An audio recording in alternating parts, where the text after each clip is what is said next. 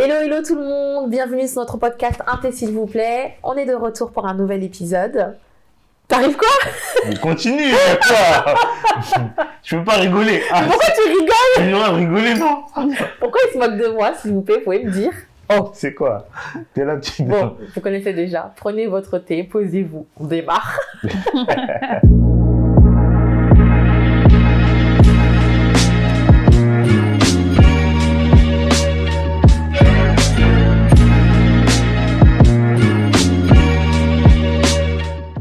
Hello, donc de retour sur notre podcast Inté s'il vous plaît.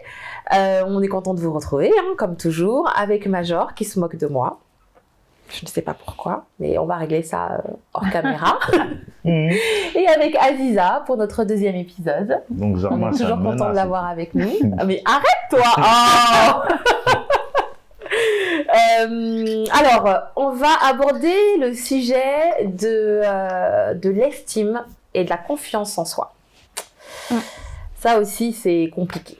C'est compliqué. Donc déjà, est-ce qu'on peut essayer de se remettre sur qu'est-ce que c'est l'estime de soi? Qu'est-ce que c'est la confiance en soi? L'estime de soi, alors ça va être associé à cette croyance que l'on vaut quelque chose. C'est la valeur qu'on va s'accorder à soi-même. C'est transmis principalement par nos proches, notamment nos parents. Ce sont des détails mais qui n'en sont pas. C'est le fait de s'entendre dire par moments qu'on va être intelligent, qu'on va être gentil, qu'on va quelque part être peut-être bon dans certaines choses, et ça va nous accorder une certaine forme de valeur. La confiance en soi, elle va trouver ses fondements dans l'estime de soi, et c'est la croyance qu'on est capable de faire certaines choses. Quand on va se dire qu'on a une bonne confiance en soi, ou qu'on est assez confiant dans certaines choses, par exemple le fait de se dire je me dis assez bon au handball, je me fais assez confiance par rapport à ce sport-là, je sais, on y revient à peu près ce que je vaux, et je sais que voilà, je le maîtrise. Ouais, je le maîtrise. Est-ce que tu dirais que tu as une assez bonne confiance en toi? Aujourd'hui, oui. Par exemple, si je prends mes compétences en psychologie, ça a évolué. C'est vrai que quand on démarre par exemple une activité, on a parfois ce qu'on appelle le syndrome de l'imposteur. C'est-à-dire que on se fait pas confiance, on se sous-estime, donc on va avoir une part de nous qui va presque systématiquement remettre en question ce qu'on peut faire ou ce qu'on peut mettre en place. Et je dirais que ça se gagne avec le temps. La confiance, de toute façon, la confiance en soi va se travailler et se gagner avec le temps. Et je pense que le retour de mes patients, les retours de mes patients m'ont permis de gagner en confiance. Mais ouais, c'est pas si lisse que ça. J'étais anciennement consultante formatrice, j'étais dans une maîtrise de ce que je faisais, et oui, dans les missions inhérentes à mes fonctions de consultante formatrice, oui, je me faisais confiance à 100%. Quand j'ai basculé dans le libéral et que j'ai ouvert le cabinet, ouais, il y a eu une petite période de transition où il faut retravailler un petit peu la confiance qu'on peut avoir dans le domaine. La confiance en soi qu'on peut avoir dans le domaine. Je comprends. Tu vas te ma gueule. C'est quoi? Maintenant, c'est mon tour. C'est ton tour. Est-ce que tu as une assez bonne estime de toi déjà? Moi, estime de moi, oui, fort. Ouais. Fort. Depuis toujours? Non, pas depuis toujours. Parce que dans ma jeunesse, j'étais quelqu'un de très timide, très réservé. Tu te faisais pas confiance? C'est pas une question de confiance, mais j'étais quelqu'un de timide, mais j'avais confiance en mes capacités, tu vois. Okay. Mais au-delà de ça, non, j'ai toujours eu confiance en mes capacités. Après, entre le temps où t'as confiance, tu sais que tu peux faire les choses et les faire, c'est deux choses différentes. Je pense qu'il y a beaucoup de personnes dans mon cas qui ont les capacités de le faire, mais qui ont du mal à se lancer dans le truc. Ouais, parce qu'ils on y revient, ils se limitent parce qu'ils sont pas assez confiants. Assez confiants. Sinon, ils se lanceraient. Bah, pas forcément, hein. Moi, je sais que... Moi, j'ai toujours pensé que je peux tout faire, tu vois. Ok. Je sais que si la personne, elle le fait, pourquoi toi, tu pourrais pas le faire? Tu vois ce que je veux dire? À partir du moment où tu apprends le truc, tu peux le faire. Tu peux faire n'importe quoi. Si aujourd'hui, je dis, bon, je vais devenir psychologue, j'apprends la psychologie et je deviens psychologue. Tu vois ce que je veux dire? Ouais. Tout le monde est passé par là. Toi-même, t'es passé par là. Oui, bien C'est sûr. pas du jour que tu t'es levé, bon, c'est bon, je suis psychologue. Ah non.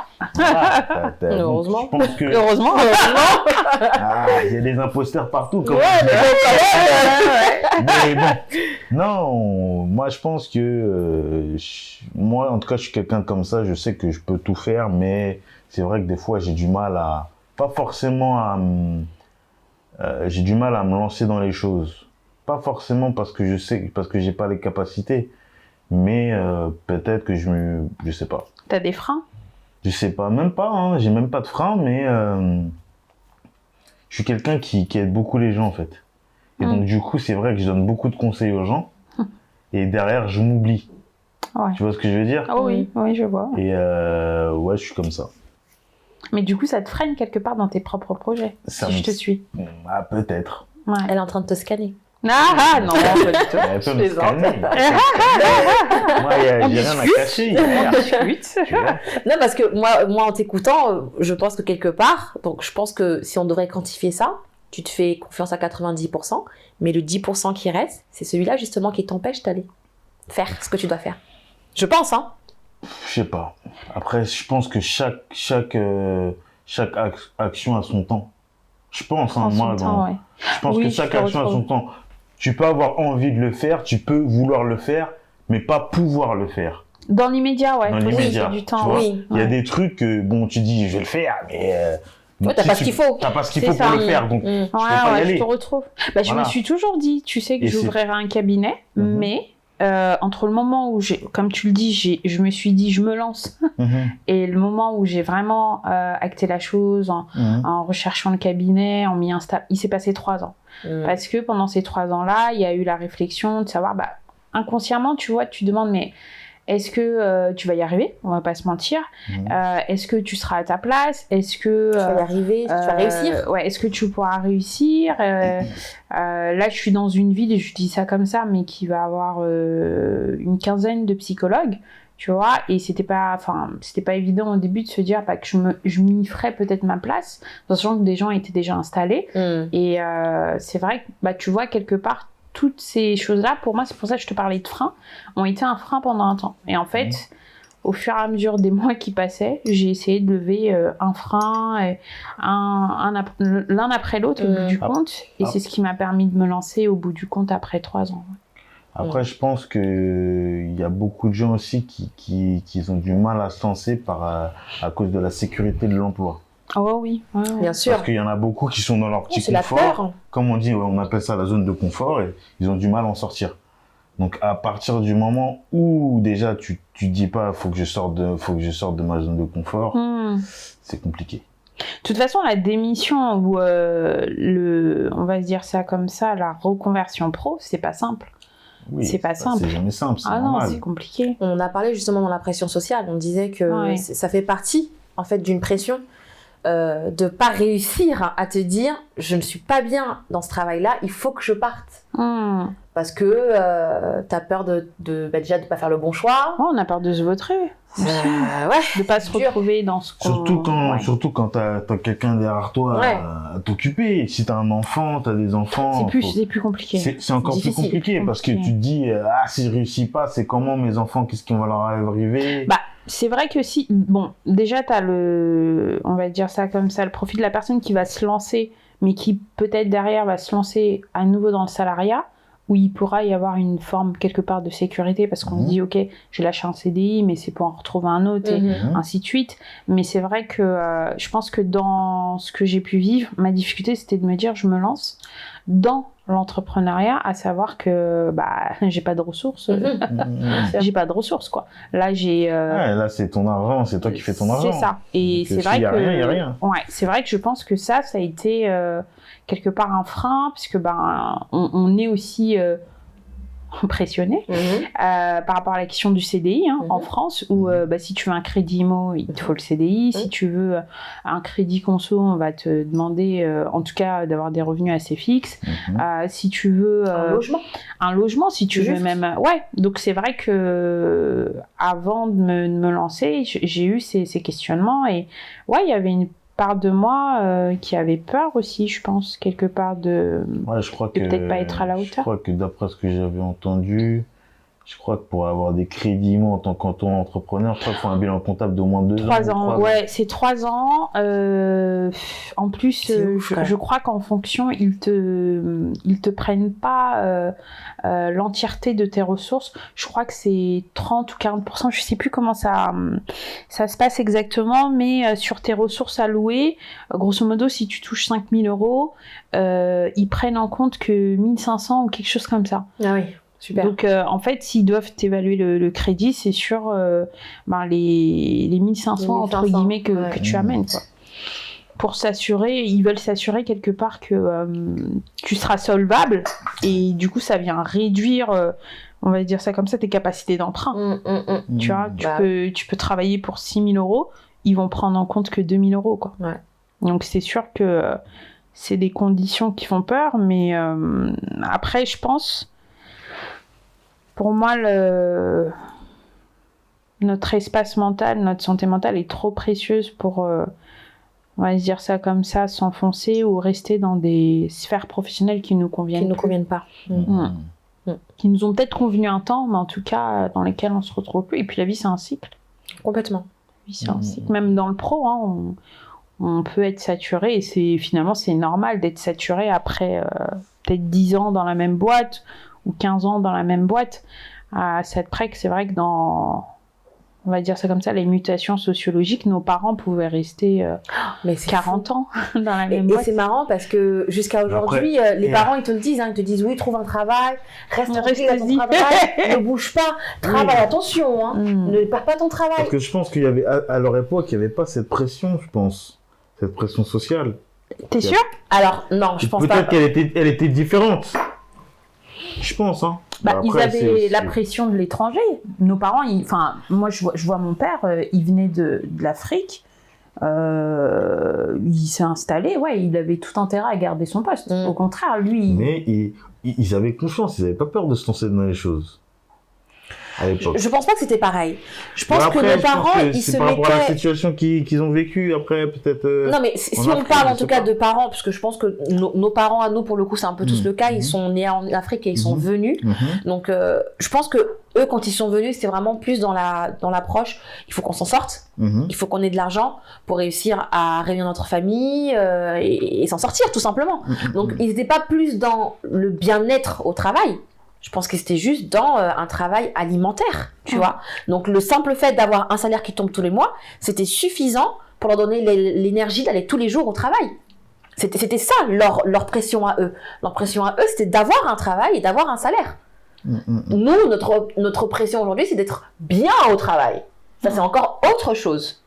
D'avoir un travail un peu de nos rêves. Donc, je pense que c'était pas pareil. Je pense que inconsciemment, malgré ça, il y en a qui font ce qu'ils reproduisent le même schéma que nos parents ont vécu, qui sont dans des travails et qui restent pour la sécurité de l'emploi.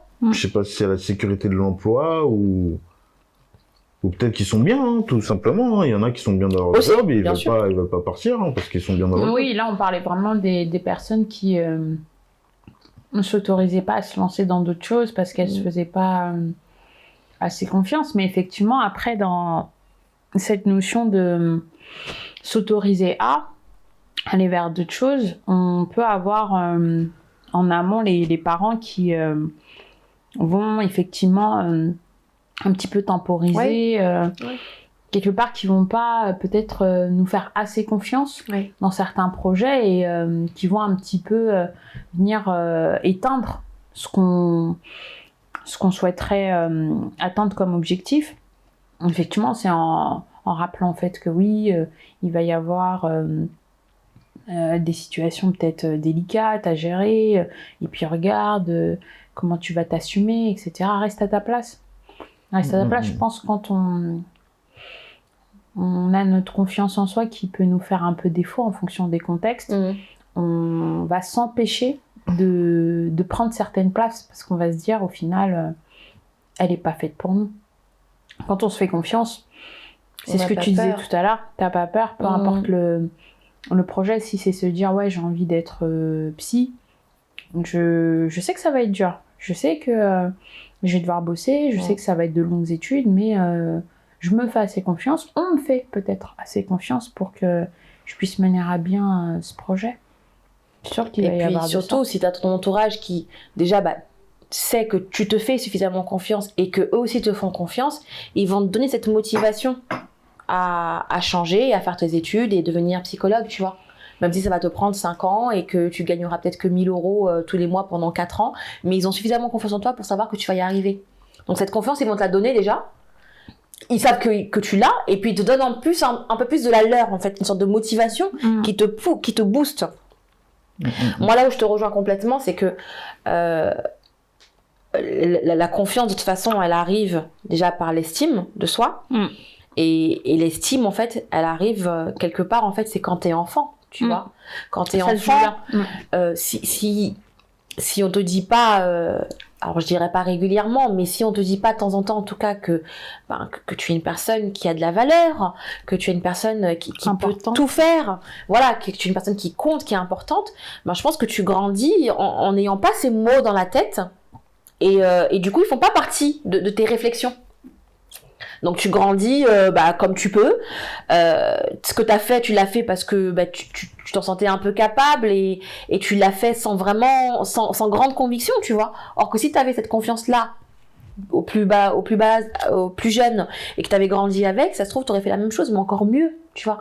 Parce que tu veux, tu as envie et tu as cette énergie positive là qui te guide.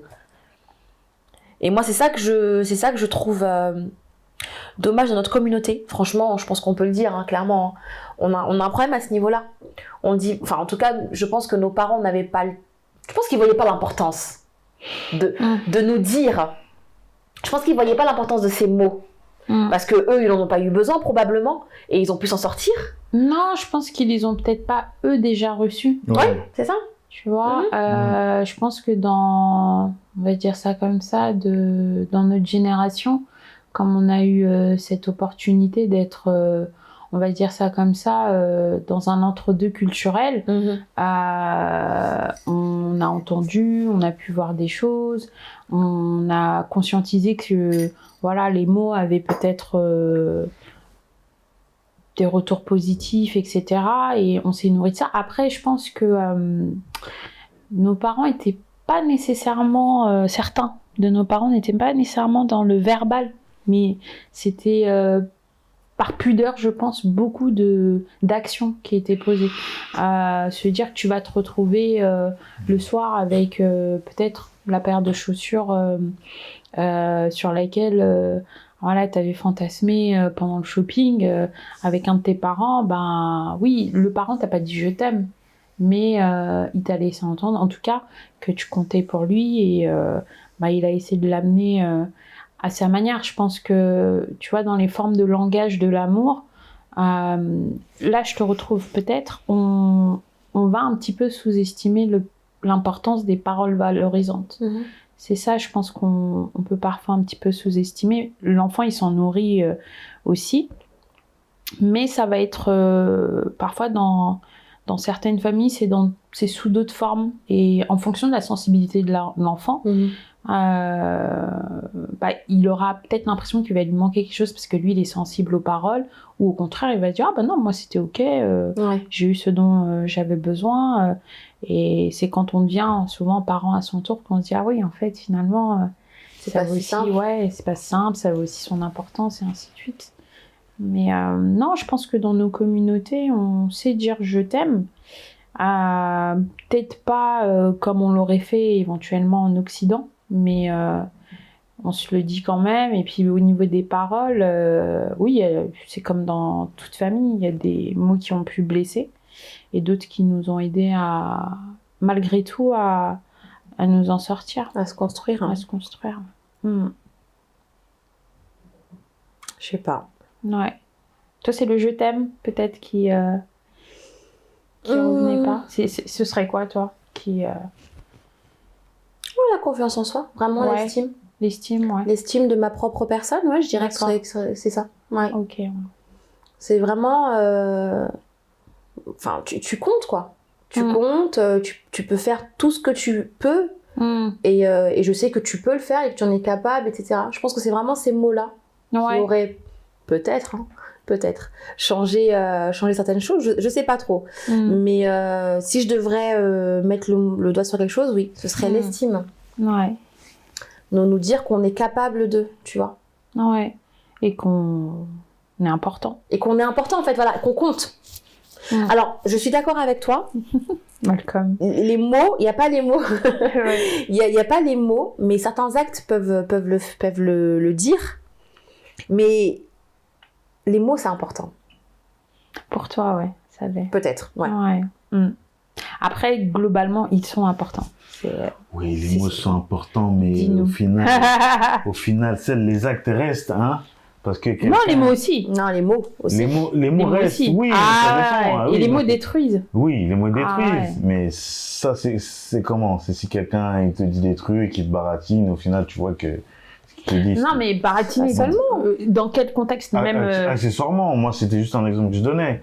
Mais, dans la vie de couple, tu parlais ou pas nécessairement forcément, Ouais. dans la vie de couple, dans le travail, dans la vie en général.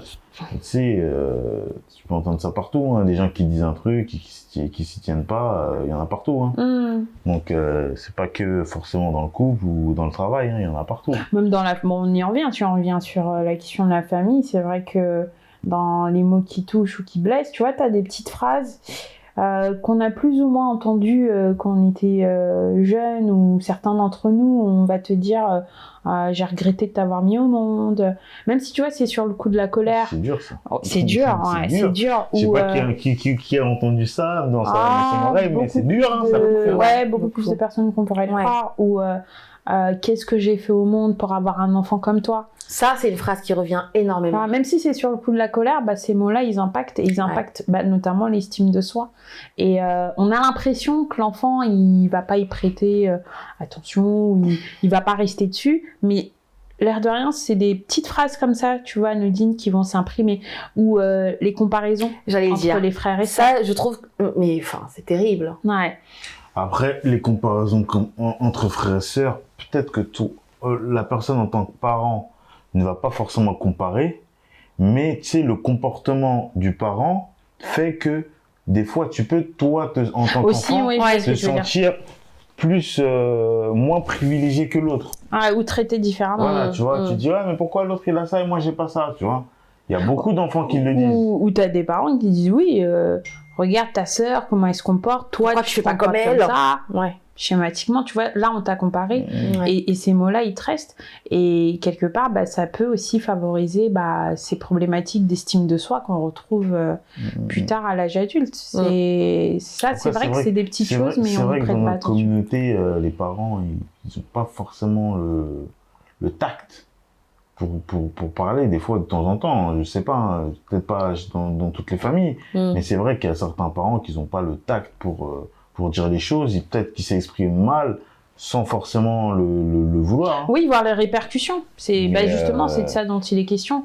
Prêter attention à ce qu'on dit, parce que quelque part, on s'en rend peut-être pas compte, on le voit pas comme ça, mais ça construira pas inconsciemment, ça va construire quelque part l'estime de soi de l'enfant. Il y aura les expériences, on a dit, il y aura le travail aussi qui construiront la valeur que la personne va s'accorder, mais les mots qui vont être tenus par les proches, la famille, ça va être la base en fait, ça va être le pilier, le traitement, ce que tu disais tout à l'heure, la manière dont l'enfant va être traité, c'est un détail, mais enfin ça peut être un détail, mais c'en est pas un. Tu m'estimes, mais enfin moi je pars du principe que tu vas m'estimer, et je te dis ça comme ça, finalement à Noël je me retrouve avec aucun cadeau, voire là où mes frères et sœurs ou peu importe qui, mais j'ai l'impression qu'ils sont plus choyés, tu vois, on y revient. Là pour le coup c'est pas dans les mots mais dans les actes. Tu m'as laissé entendre que tu m'estimais moins en fait. tu vas offrir, ou tu vas penser à certaines choses, ou tu vas organiser certaines choses pour mes frères et sœurs ou autres, mais pas pour moi. Je peux me poser des questions. Je pourrais me poser des questions. Alors aussi, est-ce que des tu fois... m'estimes ou est-ce que tu m'estimes pas? Et des fois, je pense aussi que les parents, quand ils font ce genre d'acte-là, c'est parce que peut-être qu'ils se disent que la personne à qui ils ont donné moins de cadeaux ou à qui ils ont fait moins de démonstrations, c'est parce qu'ils se disent qu'il n'en a pas besoin. Parce que c'est une personne qui est plus mature, plus responsable. Parce que tu vois. C'est vrai donc que peut-être qu'il n'a pas besoin. C'est vrai que tu vas pas acheter les mêmes cadeaux, des mêmes valeurs à chaque enfant différent. Tu vois ce que je veux te dire? Parce que tu peux... t'as pas forcément un enfant plus grand qui va pas jouer ou utiliser les mêmes choses qu'un enfant plus petit. Oui, là, je te donnais l'exemple, par exemple, d'une famille où les enfants seraient proches dans l'âge, où, tu vois, on aurait comme ça Oui, après, là, c'est autre chose. Ouais, c'est vrai que, ça dont il était question. Ouais, l'autre, tu peux lui acheter une console de jeu. Et l'autre, il est trop petit, tu vas pas lui acheter une console de jeu. Non. Mais tu vas lui acheter un jeu qui lui fera aussi plaisir. Voilà. C'est ça. Autant, du moins. Qui lui fera autant plaisir, tu vois. Or que t'en as qui vont acheter une console au grand, ou aller encore mieux, qui vont acheter une console au petit, genre 8 ans, tu vois, et à celui de 14 ans, qui vont lui offrir, je sais pas moi, un manga. Tu vois. Il y a un souci. Mais des fois, le parent, il peut se dire, oui, le grand qui a eu le manga, il en a pas besoin. Il a une console que je lui ai offert il y a 5 ans de ça, c'est bon. Ouais, le problème de l'estime de soi, c'est qu'on va la retrouver même dans des choses qui pourraient être insignifiantes pour le parent. Les tableaux qui vont trôner dans le salon, ou les photos de famille, tu vois. Ou les photos des enfants. Tu vois, on a tous accroché des photos des enfants. Toi, tu penses que les enfants, ils regardent pas, mais parfois, tu vas avoir plus de photos de l'un que de l'autre, et ainsi de suite. Il y a un message implicite. Peut-être qu'on m'estime peut-être moins que celui qui est plus présent sur les photos. Ouais, toi, t'y prêtes pas attention. C'est pas fait... Pardon? Non, mais... genre, tu vas compter le nombre de photos d'enfants. Il faut qu'il y en a 2 de l'autre et 2 de l'autre. Maintenant, si tu as 2 enfants, tu dois avoir les photos de tes 2 enfants. Oui, mais tu vois, c'est ça. 2 enfants, je suis d'accord. Mais il y a forcément peut-être des fois une photo qui passe mieux qu'une autre, et tu vas mettre celle-là en plus, et l'autre, il n'y a pas ton enfant dessus. Ok, et comme par hasard, toutes les photos qui passent bien, c'est celle qu'avec l'autre. Enfin, tu vois. Je dis pas par là que forcément il y en aura un qui est privilégié. Mais non, on dit pas que c'est ça. On dit que ça peut passer par des messages comme ça. Ça veut dire que l'enfant qui va arriver dans le salon de son parent et qui va trouver qu'il y a 4 photos de sa sœur et une de lui, quelque part, il va... Oui, là, c'est trop, je suis d'accord. Je suis d'accord avec toi. Là, il y a 4 photos, 4 pour une, d'accord. Mais genre, s'il y en a une en plus... L'enfant, il va quand même pas... Bon, après, c'est vrai que... Mais oui, mais tu vois, mais ça peut être une énième... Voilà, ça peut être une énième action qui va faire que tu vas juste continuer à te dire, mais il y a un problème, en fait, tu vois. Si avant, je sais pas, moi, c'était... lui, il a des pizzas et puis moi, je mange des haricots verts. Ok, là, je viens dimanche chez maman, elle a pas de photo de l'eau. Je pense que le jour même, il aurait pas allé dans ta tête. Non, mais tu vois, en fait, je pense que le fait de faire des choses comme ça, régulièrement, comme ça... Au bout d'un moment, l'enfant, il peut commencer avoir un message, à se poser des questions. C'est ça, en fait, qu'on dit. À un moment, tu vois. C'est comme, t'as des parents, par exemple, je sais pas, t'as 2 enfants, et t'en as un, effectivement, peut-être qui nécessite un peu plus de ta présence. Peut-être, ok. Un peu plus, on a dit. T'as des parents, le un peu plus, ils vont le transformer en beaucoup plus. Et surtout, ils vont le dire à l'autre. Oui, mais ton frère, il a plus besoin que moi. Non, en fait, moi aussi, j'ai besoin de toi. Tu vois, et ces paroles-là, elles peuvent blesser. Et ça, c'est des blessures, tu grandis avec. Et finalement, tu te retrouves dans des situations adultes où tu te retrouves encore dans la même situation, tu vois.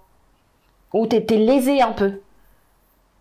Donc, c'est pour ça que, oui, moi, je pense que quand même, c'est important de le dire, de le montrer. Après, voilà, le message, il peut passer comme il passe, mais il faut le faire quelque part. Il faut le dire et il faut le faire quelque part. Je vois beaucoup de vidéos sur Instagram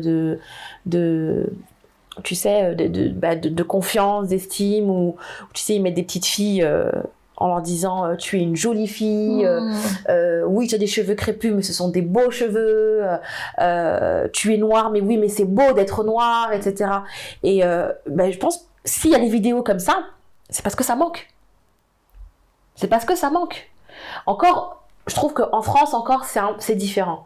Mais par exemple aux États-Unis, oui, c'est important. C'est fou. Il y a un réel problème, tu vois.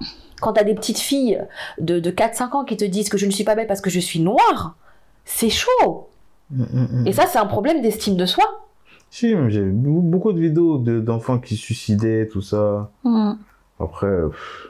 Non, ça c'est encore autre chose. Encore, mais oui. Mais après, c'est autre chose sans l'être, parce que quelque part, ça fait écho à un mal-être qui peut être associé à une faible estime de soi, où on ne se sent pas forcément considéré. C'est l'un des risques de la faible estime de soi, de toute façon, c'est d'être tellement impacté qu'à un moment donné, on finit par se dire, écoute, parce que j'ai pas d'intérêt à être là, tu vois. Ça commence comme ça, puisque je ne vaux rien. Ouais, on s'estime un peu, ou en ayant l'impression de parfois pas assez compter pour ses proches. Et effectivement, ouais, ça va passer par les mots, c'est sûr, mais aussi par les actions. Et même si toi, tu le vois pas, on se le disait, je reviens sur tout ce qui touche, on va dire ça comme ça, même ne serait-ce que la déco de la maison, comment on met peut-être en lumière notre fierté d'avoir nos enfants ou autre, ouais, s'il y a un décalage ou autre, inconsciemment, il peut y avoir un message qui est peut-être pas le bon. Comme tu as dit, en fait, toi, ta photo, elle était pas bonne, c'est pour ça que je l'ai pas mise. Mais lui, l'enfant... c'est pas dit qu'il interprète comme ça. Et tu vois, là, t'as un truc qui va se cristalliser, un peu se figer. Ah ouais, peut-être que telle personne a plus d'importance. Et là, le fils, il débarque chez toi quand tu as 35 ans et il dit mais tu te souviens quand tu mettais la photo et moi, j'en avais qu'une, tu te souviens pas. Et là, tu te dis, mais what, t'as 35 ans en fait. Si ça se trouve, t'aimais pas même ta propre tête sur la photo, c'est pour ça que tu l'as pas vu. Ah, mais non. On aime tous pas nos photos. J'abuse, mais j'extrapole un peu. Mais c'est des trucs comme ça, effectivement, qui peuvent amener l'enfant à se poser des questions. Questionner, ouais. C'est vrai. Là, j'ai ma deuxième, elle a que 3 ans. Et je crois que depuis ses 2 ans et demi, elle a repéré qui était qui dans les photos. Et elle nous demande très régulièrement, là, c'est qui? Et elle pense que c'est elle, parce que bon, elle se ressent avec ça. Là, c'est moi. Et on lui dit non, c'est pas toi, c'est ta sœur. Du coup, j'ai racheté des cadres. Tu vois, toi aussi t'étais là-dedans. Mais oui, c'est moi-même, j'étais dedans. Mais c'est pour te dire, mais moi j'avais anticipé. Je savais que de toute façon, à un moment donné, ces petits détails-là allaient compter. Donc j'avais anticipé. Je savais que à un moment donné, bon, fallait lui laisser le temps de grandir. Il me fallait des cadres pour mettre leur petite tête. Mais tu vois, c'était sur des photos juste posées comme ça. On a un petit meuble où on pose 2-3 petites photos. Et effectivement, sur ce meuble-là, il y avait 3 photos de sa sœur. Et je crois qu'elle n'y en avait pas. Il n'y avait pas du tout de photo. Et un matin, c'est elle qui nous a dit. Elle nous a dit, mais là, ça c'est moi. Là, ça c'est moi. Ouais. Et du coup, du coup, j'ai été en imprimé. Je pense le lendemain. J'ai imprimé des photos. Tu vois, alors que on a 9 photos de famille et franchement, t'as les 3 premières lignes, c'est mon conjoint et moi. T'as les 3 autres, c'est l'une des petites, et la dernière ligne, c'est l'autre petite. Ouais. Mais même comme ça, elle a été te chercher les photos qui étaient sur l'autre bibliothèque, et elle te dit, je suis pas là, quoi. Tu vois? Enfin, elle a pas dit que je suis pas là. En tout cas, mais elle te le fait remarquer. Elle m'a fait remarquer qu'elle était pas dessus. Et elle a quel âge?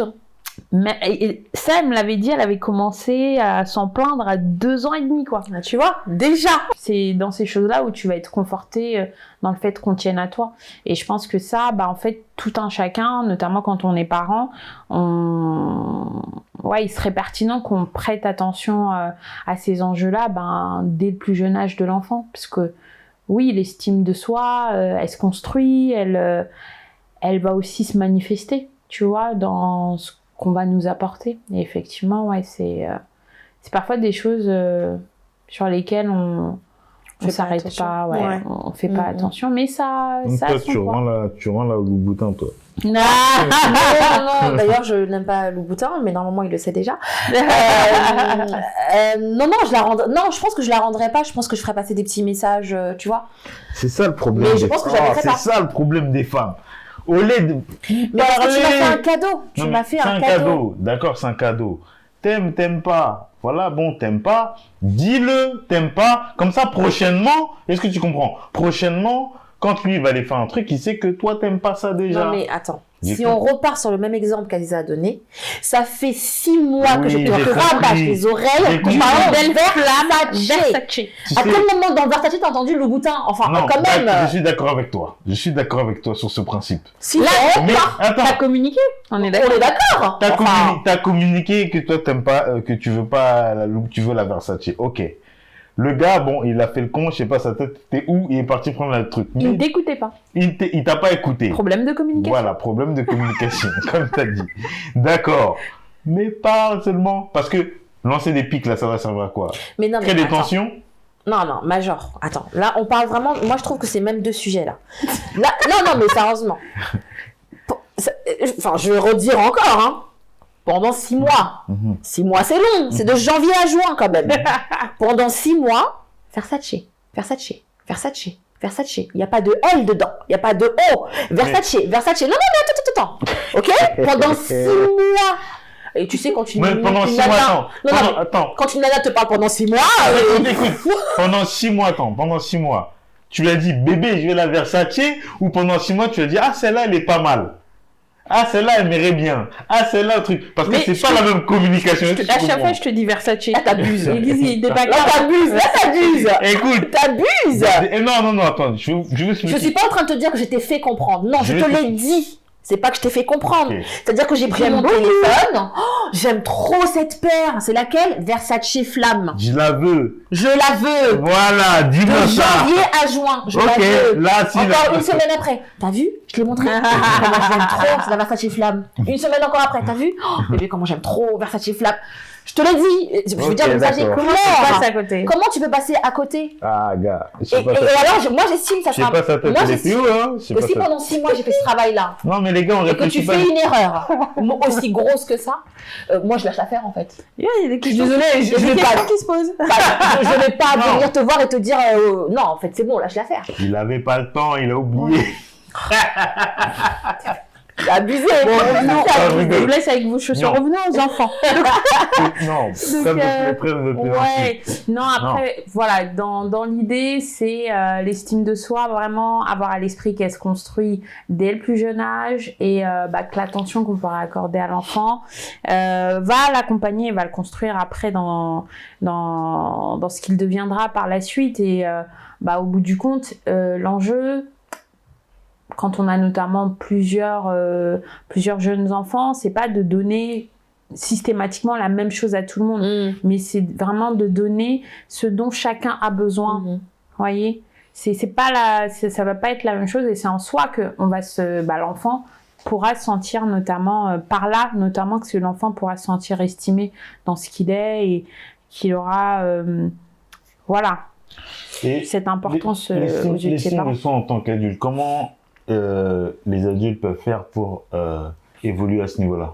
Alors, il faut savoir, et après, Parce que quand t'es adulte, t'as déjà...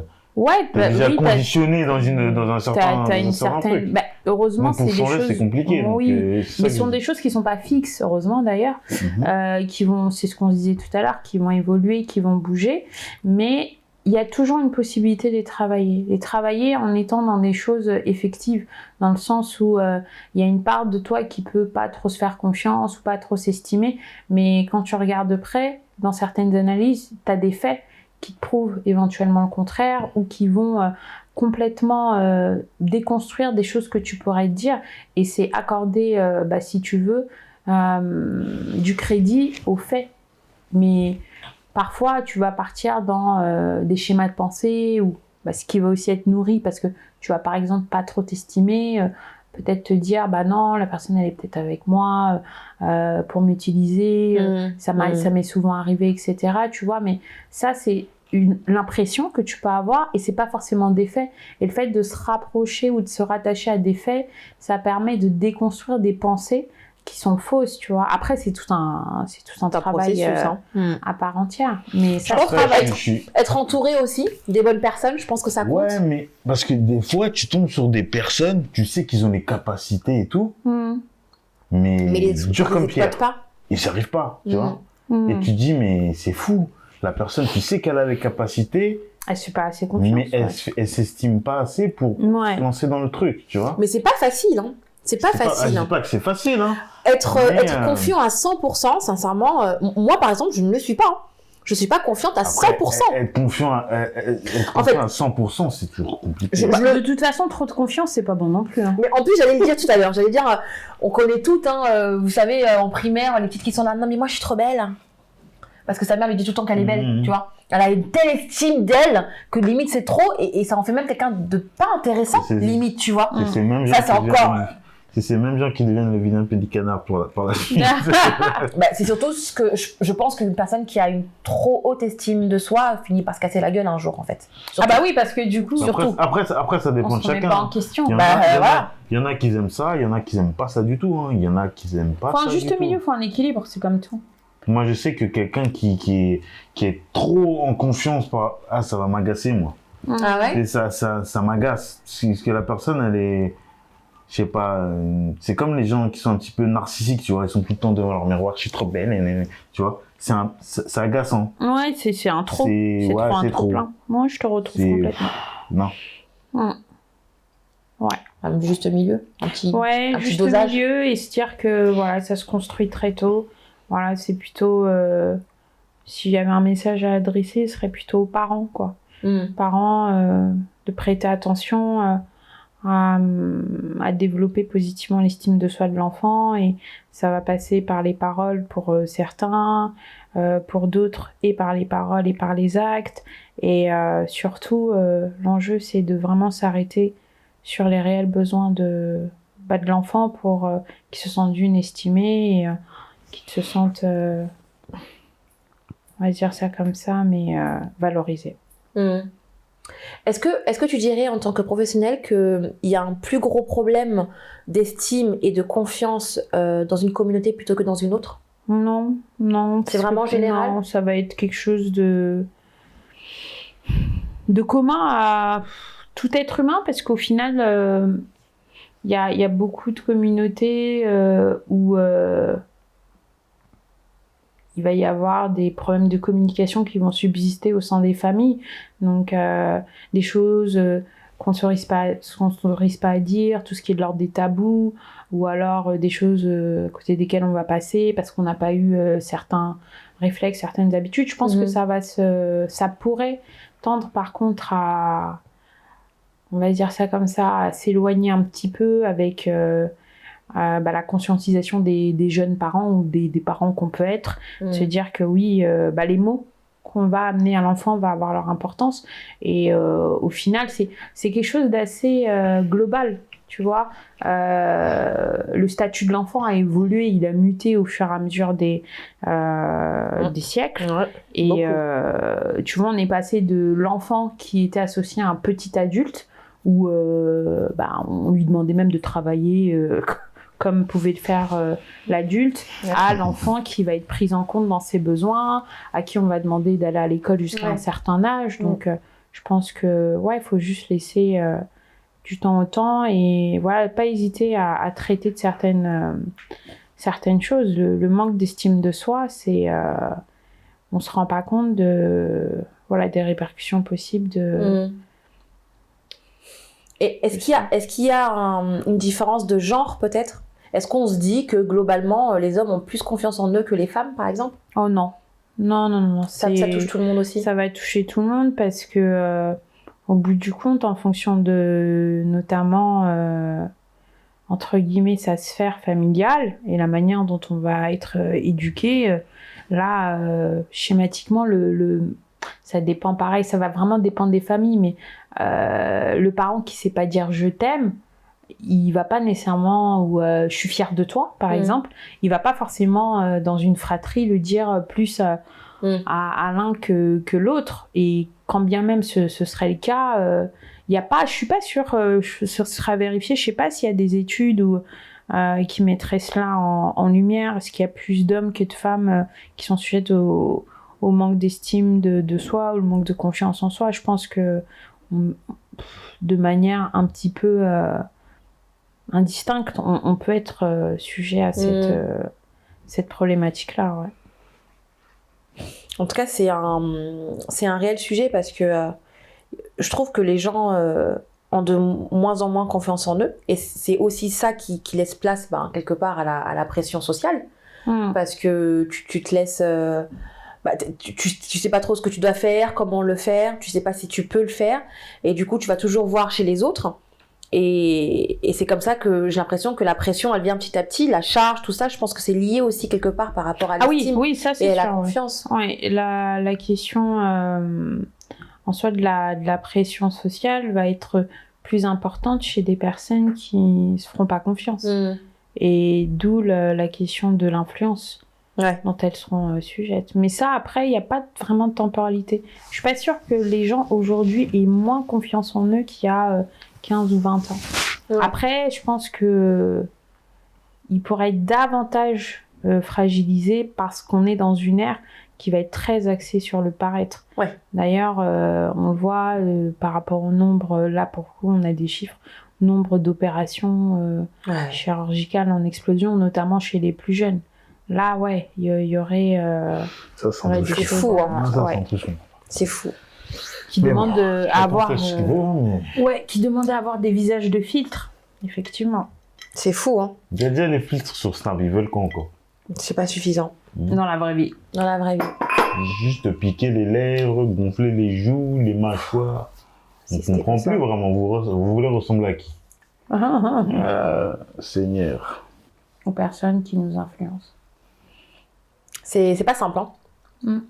C'est pas simple. Les jeunes d'aujourd'hui, franchement, je leur souhaite bon courage parce que c'est plus les mêmes règles, en fait, tu vois. Je dis pas bon courage. Moi, je dirais pas bon courage parce que faut que tes parents soient derrière pour les surveiller aussi, parce que sinon, c'est vrai que c'est compliqué. Même si tu surveilles ou tu surveilles pas. Les parents peuvent pas tout faire. Hein. Non, les parents, je dis pas que les parents ne doivent pas tout faire, mais ce que tu peux faire, tu te dois de le faire. C'est ça que je veux dire. Mais même si tu le fais, il y aura toujours les influences extérieures. C'est ça. Oui, il y a toujours les influences extérieures, ça tu peux pas y échapper. Mais on fait au mieux. Tu fais au mieux. Tu fais ce que tu peux. Bien sûr, l'éducation est liée pour quelque chose. Si tu fais rien et derrière on vient te reprocher, oui, mais t'as pas fait ça pour ton fils ou t'as pas fait ça pour ta fille.